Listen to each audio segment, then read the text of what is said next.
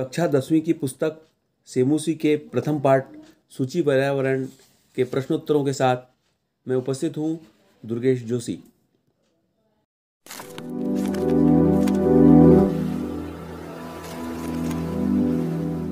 पिछले सेशन में हमने सेमुसी के प्रथम पाठ सूची पर्यावरण के पद्यों के अर्थ, अन्वय, शब्दार्थ और भावार्थ सीखे। आप उन पदों के स्क्रीनशॉट लेकर झूम करके भी कठिन शब्दार्थ देख सकते हैं। आइए अब हम सूची पर्यावरण के प्रश्न अभ्यास पर आते हैं। पहला प्रश्न है एक पदेन उत्तरम लिखत। मैं थोड़ा यहाँ क्लियर कर देना चाहता हूँ कि एक पदेन का अर्थ है कि जैसे यदि आप लोगों से कोई पूछे कि भारत की राजधानी क्या है, तो आपको उत्तर सिर्फ दिल्ली लिखना है, न कि भारत की राजधानी दिल्ली है। इस प्रकार से पूरा नहीं लिखना, सिर्फ एक पद में उत्तर देना है। तो प्यारे बच्चों, हमारा पहला प्रश्न है अत्र जीवितम कीदृशम जातम, अर्थात हमारा जीवन कैसा हो गया है। तो हमारा जीवन कठिन हो गया है। जब हम पद्य पढ़ेंगे तो उस पद्य में हमको उत्तर मिल जाएगा कि हमारा जीवन कैसा हो गया है, दुर्वहम। दुर्वहम मैंने होता है कठिन। बस इस प्रश्न का उत्तर इतना सा है। ठीक है, अगला प्रश्न अब हम देखते हैं। दूसरा प्रश्न है अनिशम महानगर मध्ये किम प्रचलति। महानगरों में रात दिन क्या चलता है। तो जब हम पद्य पढ़ेंगे तो हमको उसका उत्तर भी मिल जाएगा। क्या चलता है, कालायस चक्रम, ये उसका उत्तर है। कालायस चक्रम मैंने लोहे का चक्र, लोहे के चक्रों से जो कारखाने बनते हैं वो रात दिन महानगरों में चलते रहते हैं। तीसरा प्रश्न है कुत्सित वस्तु मिश्रितम किम अस्ति, अर्थात मिलावटी पदार्थों से मिला हुआ क्या है या मिलावटी पदार्थ किसमें मिले हुए हैं। तो सीधी सी बात है, हम जो लोग खा रहे हैं तो इसका आ जाएगा भक्ष्यम। यानी भक्ष्यम का अर्थ होता है भोज्य पदार्थ। जो हम भोज्य पदार्थ खा रहे हैं, इन भोज्य पदार्थों में मिलावटी पदार्थ मिले हुए। ये हमारे तीसरे प्रश्न का उत्तर हो गया। अहम कस्मै जीवनम कामये, मैं किसके लिए जीवन चाहता हूँ। यह जो कस्मै शब्द है उसमें चतुर्थी विभक्ति लगी है और चतुर्थी विभक्ति के लिए का अर्थ देती है। तो जब हम पद्य पढ़ेंगे तो उसका सीधा सा उत्तर हो जाएगा मानवाय। मानवाय यानी होता है मनुष्य के लिए या मानव के लिए मैं अच्छा जीवन जीना चाहता हूं। ये उसका सामान्य सा अर्थ होता है। एक पदेन उत्तरम लिखत का पांचवा प्रश्न है केशाम माला रमणीया, अर्थात किनकी पंक्ति सुंदर है या किसकी माला सुंदर है, ये अपन अर्थ ले सकते हैं। ये केशाम में षष्ठी का बहुवचन है, षष्ठी विभक्ति लगी हुई है इसमें। तो इसका उत्तर होगा हरित तरु ललित लता नाम, यानी हरे हरे वृक्षों और सुंदर लताओं की। किसकी पंक्ति सुंदर है, किसकी पंक्ति सुंदर लग रही है, हरे हरे वृक्षों और सुंदर लताओं की। दूसरा प्रश्न है अधोलिखिता नाम प्रश्नानाम उत्तराणी संस्कृत भाषया लिखत। कई बार बच्चे अधोलिखिता नाम प्रश्नानाम का अर्थ ही नहीं पहचान पाते। अधोलिखित का अर्थ होता है नीचे लिखे, है ना। प्रश्नों के उत्तर संस्कृत भाषा में लिखिए। पहला प्रश्न है कवि ही किमर्थम प्रकृते है शरणम गच्छति, कवि किस लिए प्रकृति की शरण में जाता है। तो हमने जो पद्य पढ़े उसमें उसका उत्तर मिल जाएगा और उसमें लिखा हुआ है कि अत्र धरातले जीवितम दुर्वहम जातम, यानी इस धरातल पर जो जीवन है वो कठिन हो गया है, इसलिए कवि कहाँ जाना चाहता है, प्रकृति की शरण में जाना चाहता है।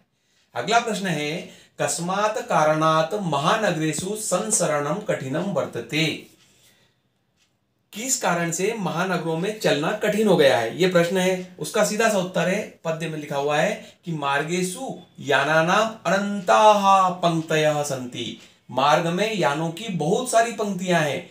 एतस्मात् कारणात्, यानी जब कस्मात आएगा तो उसका उत्तर बनेगा एतस्मात् कारणात्, इन कारणों से क्या हो गया है, महानगरेषु संसरणम कठिनम वर्तते, महानगरों में चलना कठिन हो गया है। तीसरा प्रश्न है कि अस्माकं पर्यावरणे किम किम दूषितम अस्ति। तो इसका सीधा सा उत्तर हो जाएगा अस्माकं पर्यावरणे वायुमंडलम जलम भक्ष्यम, अर्थात हम जो खा रहे हैं वो, धरातलम च दूषितम अस्ति, यानी हम जो खा रहे हैं वो भी, हम जिस वायुमंडल से वायु ले रहे हैं वो भी, जल भी, सभी कुछ दूषित है। इस प्रश्न का उत्तर है। प्रश्न 2 का जो चौथा प्रश्न है उसका प्रश्न है, चौथा प्रश्न है कवि ही कुत्र संचरणम कर्तुम इच्छति, कवि जो है वो कहाँ घूमना चाहता है।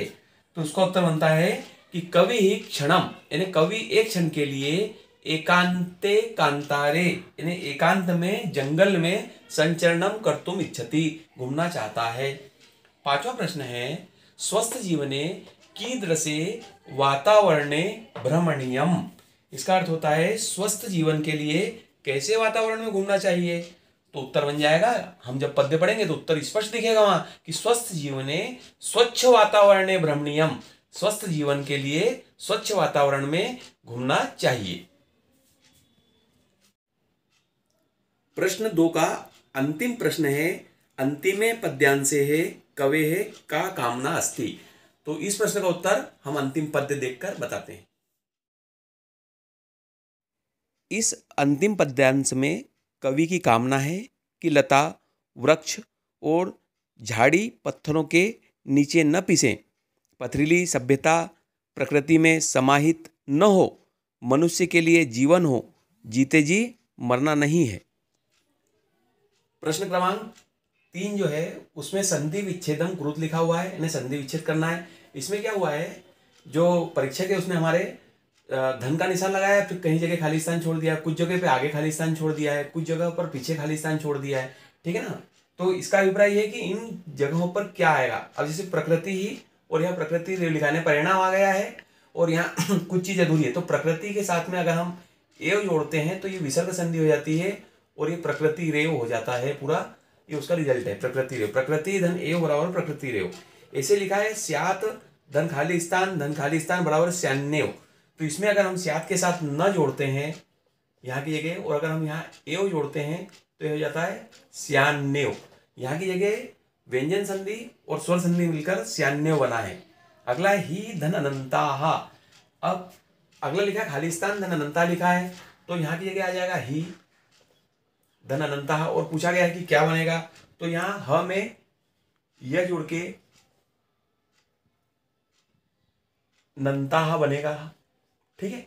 तो ये हयानंताहा हो जाता है, ठीक है। अगला खाली स्थान छोड़ा है, फिर लिखा है नगरात और फिर परिणाम दिया है आसमान नगरात लिखा हुआ है, तो यहाँ की जगह आ जाएगा अस्मात। जब हम अस्मात में नगरात जोड़ेंगे तो अस्मान नगरात हो जाएगा। ये व्यंजन संधि का एक उदाहरण है। फिर है बही धन अंतः धन जगती। ये जो है तो इसमें लगा बहिंतर जगती, बही तर जगती, ये इसका उत्तर हो जाता है, ठीक है ना। ये संधि हो गई पूरी, बही अंतर जगती। अगला है समचरणम, ये यहाँ की जगह व्यंजन संधि है, ये बन जाएगा संचरणम। देखो बेटा ध्यान से पढ़ेंगे तो पूरा पूरा समझ में आएगा संचरणम। अब लिखा है धूमम मुंचंती। अब चूंकि यहाँ की जगह धूमम में के म में हलंत है, तो ये जो म का हलंत है ये यहाँ ऊपर चला जाएगा और ये हो जाएगा धूमम मुंचती। म अनुस्वार वाला यहाँ नियम लगेगा, और ये हमारा संधि का जो प्रश्न है यहाँ समाप्त होता है। चौथा प्रश्न है अधोलिखिता नाम अव्यया नाम सहायतया रिक्त स्थानानि पूर्यत। यानी जो नीचे रिक्त स्थान दिए हैं इनको जो अव्यय दिए हैं उनकी सहायता से पूरा करना है। पहला खाली स्थान है, रिक्त स्थान है कि इदानीम वायुमंडलम खाली स्थान प्रदूषितम अस्ति।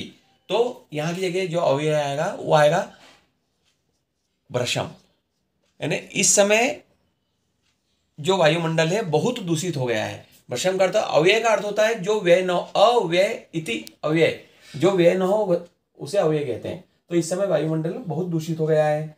अगला प्रश्न है खाली स्थान जीवनम दुर्वहम अस्ति। कैसा जीवन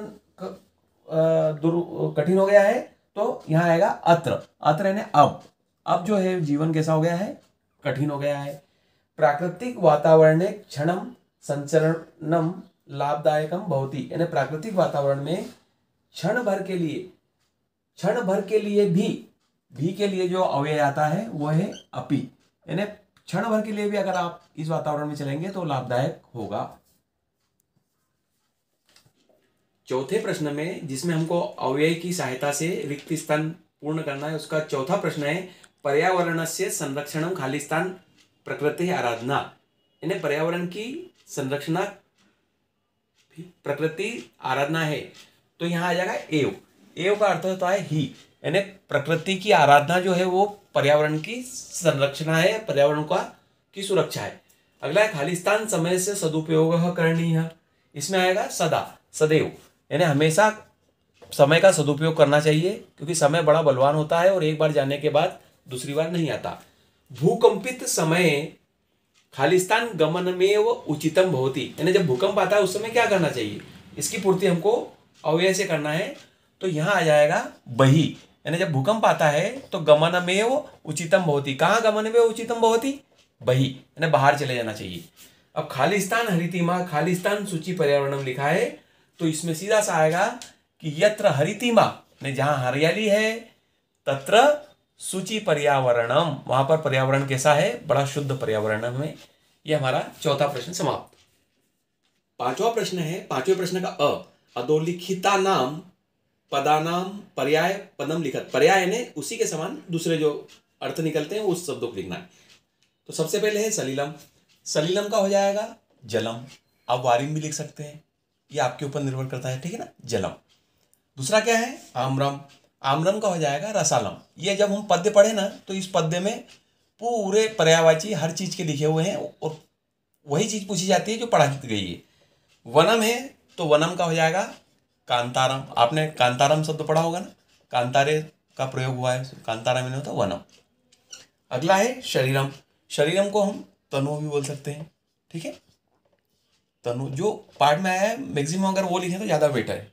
शरीरम का तनु हो गया। कुटिलम, कुटिलम यानी होता है वक्रम, यानी जिसकी बुद्धि थोड़ी अलग प्रकार से चलती है, जो किसी को कष्ट दे वो होता है वक्रम, ठीक है। फिर है पाषाण, पाषाण का शाब्दिक अर्थ हिंदी में होता है पत्थर, संस्कृत में इसका जो पर्याय होता है वो है प्रस्तर। इस प्रकार ये हमारा पांचवा प्रश्न जो अशिक्षण था वह भी समाप्त हो। उत्तर देना ही नहीं अपितु प्रश्न को समझना भी एक कला होता है।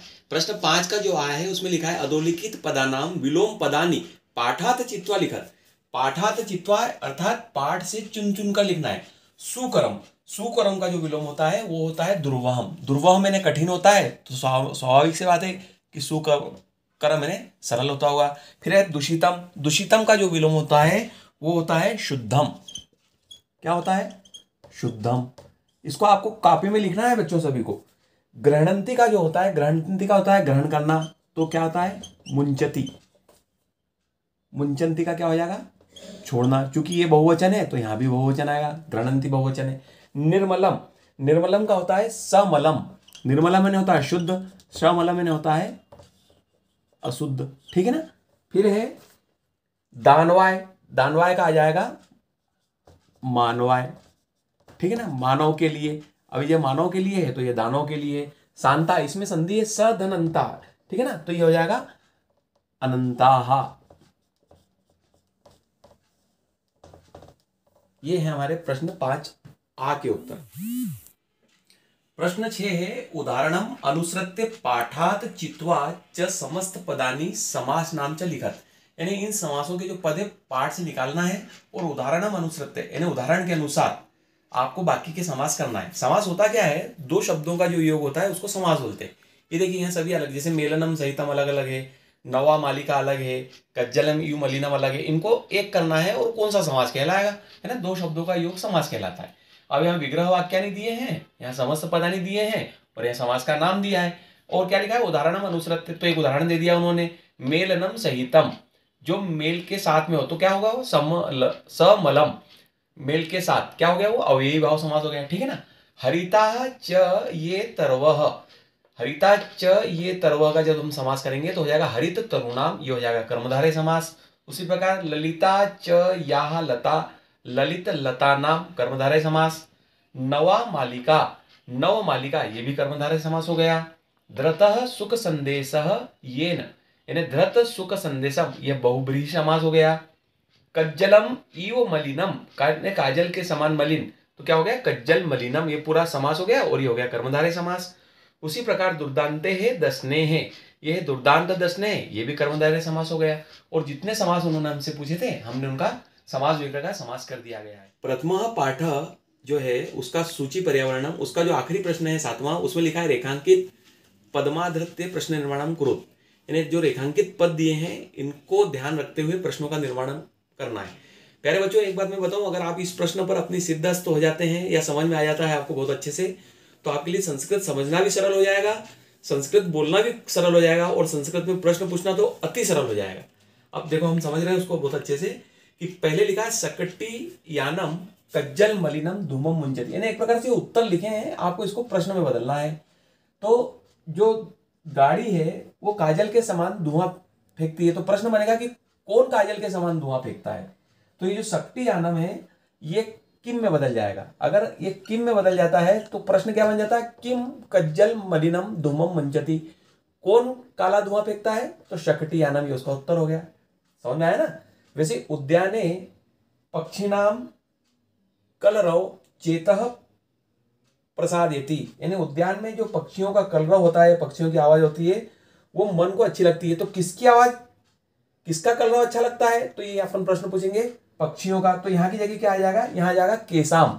केसाम यानी किसका, किसका कलरव अच्छा लगता है, तो पक्षियों का कलरव अच्छा लगता है। ठीक है ना, ये प्रश्न क्रमांक 2 हो गया। तो यहाँ क्या हो जाएगा, उद्याने केशाम कलरवम चेतः प्रसादेति, उत्तर क्या हो जाएगा, उद्याने पक्षिणाम कलरवम चेतः प्रसादेति।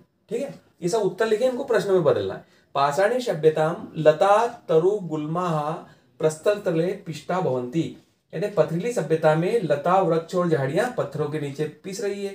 तो कौन पिस रहा है, इस कौन को जो संस्कृत में है वो बोलते हैं के। तो प्रश्न क्या हो जाएगा, पाषाणी सभ्यताम के प्रस्तर तले पिष्टा संति। अगला है महानगरेषु वाहना नाम अनंता पंक्तियां धावंती, यानी महानगर में वाहनों की अनंत पंक्तियां दौड़ती है। तो कहां दौड़ती है अनंत पंक्तियां, महानगरों में दौड़ती है। तो इसमें आ जाएगा केशु, किसमें दौड़ती है, महानगरेशु लिखा है ना, तो इसका आ जाएगा केशु। किन में दौड़ती है, महानगरों में दौड़ती है वाहनों की अनंत पंक्ति। अगला है प्रकृत्याः सन्निधो वास्तविक सुखम विद्यते, प्रकृति की सानिध्य में वास्तविक सुख है। किसके सानिध्य में, प्रकृति के सानिध्य में। तो चूंकि प्रकृति क्या है, स्त्रीलिंग है, इसके लिए आ जाएगा कस्याः। और इस प्रकार हमारा यहाँ पहला पाठ सूचि पर्यावरणम समाप्त होता है। दूसरे पाठ अर्थात द्वितीय पाठ बुद्धिर बलवती सदा को लेकर हम अतिशीघ्र उपस्थित होंगे। तब तक के लिए हमारी वीडियो को लाइक करिए, शेयर करिए और चैनल को सब्सक्राइब करके बेल आइकन का बटन जरूर दबा दीजिएगा। मिलते हैं अगली वीडियो में, तब तक के लिए आप सभी को नमो नमः।